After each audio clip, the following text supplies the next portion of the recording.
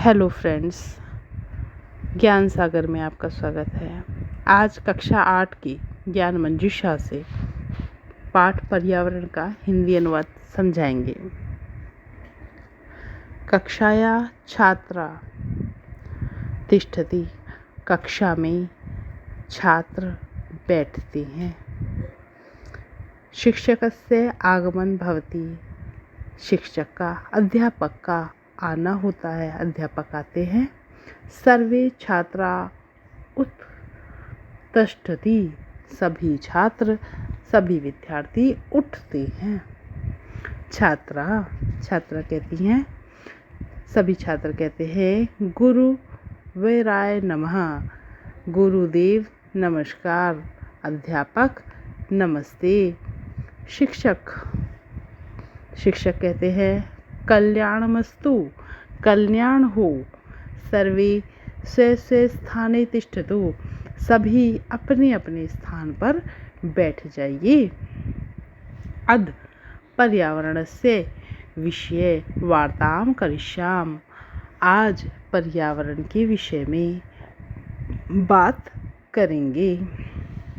अधुना भारतेऽस्मिन् पर्यावरणस्य भयावहा समस्या अस्ति। आज भारत में, हमारे भारत में पर्यावरण की भयानक समस्या है। पर्यावरणस्य विषये यूयं किं जानति, पर्यावरण के विषय में तुम क्या जानते हो? कोई अपनी छात्र वदतु, कोई भी छात्र बताए।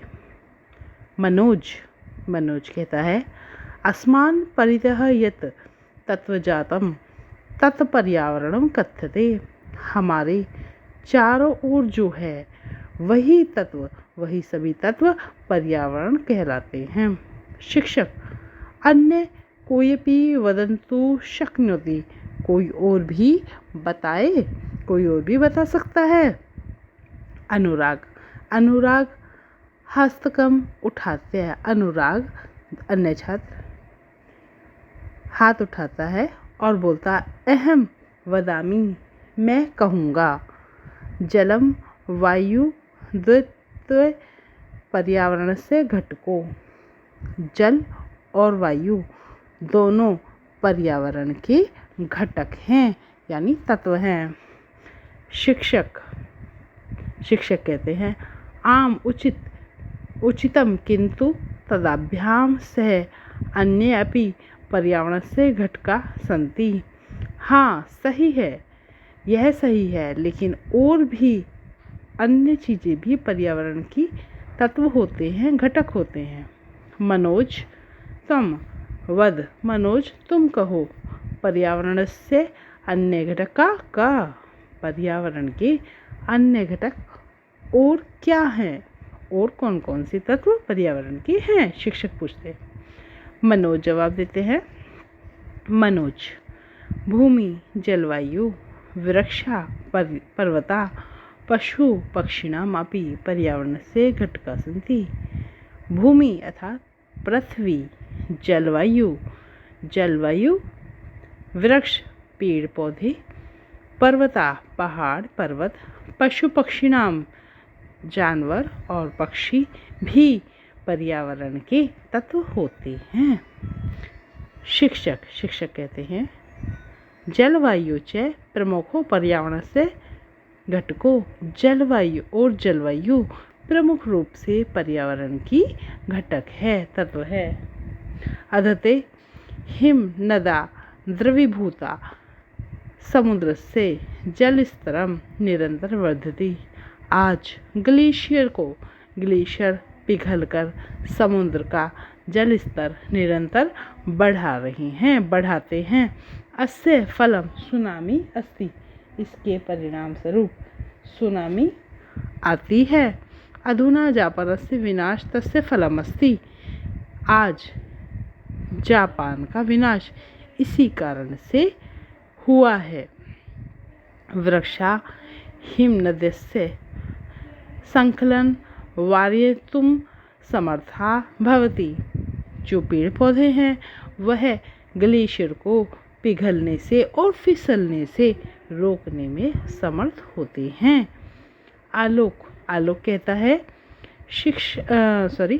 वृक्षः अस्मभ्य वायोपि पृच्छति यत् वायु जलवायु उभयो संरक्षणा वृक्षा अत्योपयोगी सन्ति।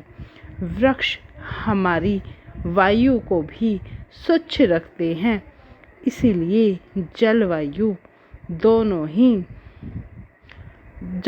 को संरक्षण के लिए वृक्ष अत्यंत उपयोगी होते हैं। शिक्षक आलोक सत्य कथयति। आलोक सच कहते हो, सही कहा। प्राणदायक वायु ऑक्सीजन वृक्षा एवं मनुष्य यच्छति। जो प्राणदायक जलवायु है, जीवन को प्रदान करने वाली जलवायु होती है। ऑक्सीजन जिसका नाम है वो वृक्ष से ही मनुष्य को मिलती है, जिसे जो मनुष्य को चाहिए होती है वो वृक्षों से मिलती है। तथा कार्बन डाइऑक्साइड घातक वायु गृह्णति। वह कार्बन डाइऑक्साइड जो कि एक खतरनाक वायु है उसे ग्रहण करते हैं। कौन? पेड़। येन अस्माकं जीवन चलति। इसी प्रकार हमारा जीवन भी चलता है। यदि वृक्ष न भवेयु तेहि जीवा मनुष्या अपि न भवेयु। यदि पेड़ नहीं होंगे तो हमारा जीवन, मनुष्यों का जीवन भी नहीं होगा।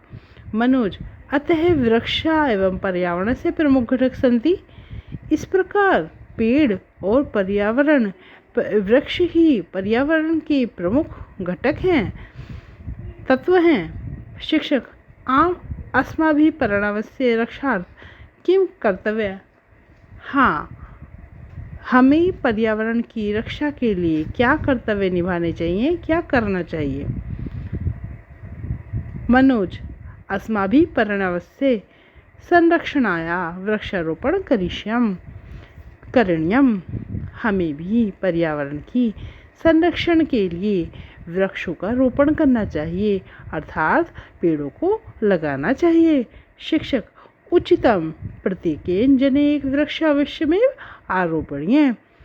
बिल्कुल सही कहा, प्रत्येक मनुष्य को एक वृक्ष अवश्य लगाना चाहिए।